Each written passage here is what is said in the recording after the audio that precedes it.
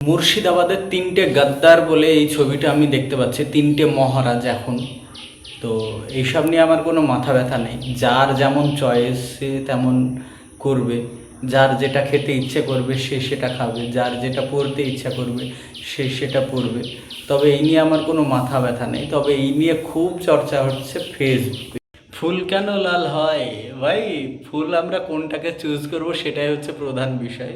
লাল, নীল, সবুজ, সাদা, গেরুয়া এইসব কোনো ম্যাটার করে না।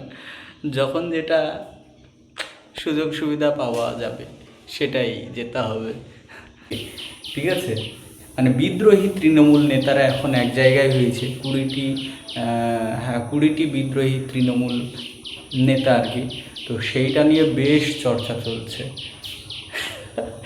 তো কে কোথায় গেল না গেল আমার কোনো দেখার দরকার নেই, আমি এটা আবারও বলছি। তো এটা বলবো যে কে কাকে গাদ্দার বলতো আর কারা গাদ্দার হয়ে গেল, এটাই হচ্ছে দেখা। তো মানুষ এখন ধৈর্যশীল ব্যক্তি খুব কমই রয়েছে আমাদের এই বাংলা বলো বা তথা ভারতে। ধৈর্যশীল ব্যক্তি খুব কমই রয়েছে যারা নিজের জন্য কিছু করে, বাট জনগণের জন্য কিছু করে না, বাট আমাদের দেশের জন্য কিছু করে না। তুমি দেশে জন্মেছো, তো আমি বলবো দেশের জন্য কিছু করো যদি পারো, না পারলে তো কিছু করার নেই। তা আমার মনে হয় দেশের জন্য কিছু করার দরকার, তাই কি না? দেশটা এমন দিন দিন রসাতলে যাচ্ছে, তো দেশটার জন্য কিছু করবার দরকার। আমরা যদি ভাবি যে আমাদের দেশটা খুব ভালো আছে, মোটেও নেই।